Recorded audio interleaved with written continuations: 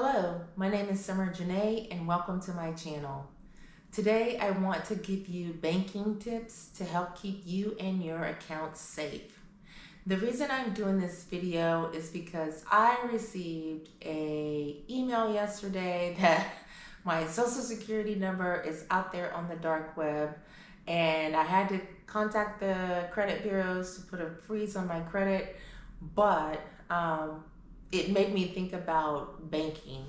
I'm not like super worked up about the notification from yesterday because I was part of a OPM breach some years ago.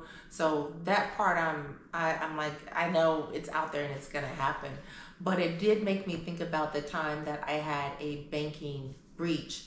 And some of the most important things that I learned from that banking breach, I think will help save you from going through what I went through with that banking breach. So I don't remember if you all recall when Target had that big data breach back in 20. I don't remember. I'll drop the year in the text of the video when I edit it. But that particular breach, I remember going to go get my kids a replacement Christmas tree because they had a little kids tree that they were putting all their ornaments and stuff that they were making in school, and that tree went down. And so I went in Target and got a $19.99 Christmas tree for them to be able to continue to put their stuff on. And I remember swiping with my primary checking account debit card. And that, like a couple of days later, I got a notification from my bank that Target had a breach and it affected my account. And from that point on, I decided never again will I be in a situation where someone can have access to all of my money. Like, that's a no-go. So from there, the first thing I did was opened up another bank account. I called it the slush card, the slush account. So now, since that breach, whenever we want to buy anything, if we want to go out and swipe our debit card, we're not so concerned about where we're swiping and all of that, because that account only keeps enough money to hold the transactions that we think we're gonna make, maybe a few dollars more. So if they hit it, they hit it, and like no party foul or anything like that. Like, we don't.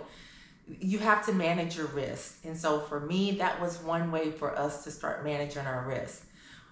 As a result of that Target breach, we also ended up doing like separate accounts where we can have like our personal allocated money for the month that we are going to spend. That is in a separate account. So I remember shortly thereafter, I went to my daughter was playing basketball, and it was a long day, and we were going from the middle school where she was playing to the local YMCA where my son was playing. And my daughter's like, I'm so hungry. I can't wait until after. It's taking too long. And so I went over to the vending machine. Tip number 2. I went over to the vending machine at the YMCA and I put my personal slush card. I thought we had everything under control with that family slush, but no. So I put my personal slush card in the vending machine to get my daughter something to eat. That was on Saturday afternoon. On Sunday afternoon, my bank started calling my cell phone. They were calling my home phone. I had a home phone at the time. They started calling, started sending email messages. And so I answered the phone and they're like, I need you to verify your location right now. And I said, well, I'm in my living room playing Monopoly with my kids. And they were like, well, somebody in New York is pulling the money out of your savings account right now. And they pulled all the money out of your savings account right now, and they are proceeding to pull it out of your checking account. So that's tip number 2. Make sure that if you have an ATM card and you have multiple accounts at the same bank with that ATM card, that you do not attach your ATM card so that it can be withdrawn out of your savings account. For that particular event, when I swiped, there was like a wireless card reader on the vending machine at the local YMCA. So when I swiped on Saturday, whomever had access to that vending machine was in New York at an ATM pulling out my money on Sunday, like less than 24 hours later. So the big takeaway is, again, if you have a debit card and your debit card is connected to your savings account, make sure you do not have it set up where someone can pull from your checking account with your debit card and then go and pull from your savings.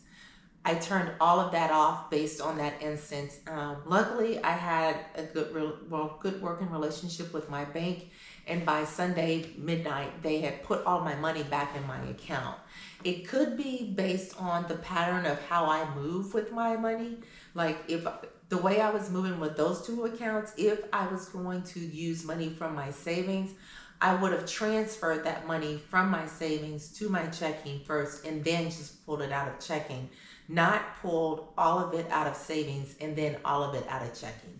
So at that particular time, I remember saying, man, the one time I thought I was going to start saving, because I had started saving money in my savings account, someone came and stole it all. So that doesn't mean you shouldn't save your money. I'm just giving an example of when you have your two accounts connected, it could prove detrimental, especially if you don't have that working relationship with your bank and someone has come into your account and pulled all of your money out, and then you have to prove that it wasn't you or you didn't do it. That could take a long time, especially when they're pulling your money from your debit card out of your checking account. So those were the two big things that I wanted to share with you.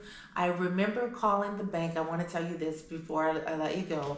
I remember calling the bank, and the guy on the fraud line pretty much gave me a list of things not to do or places not to use your debit card, in order to help prevent that from happening in the future. So for sure, not vending machines.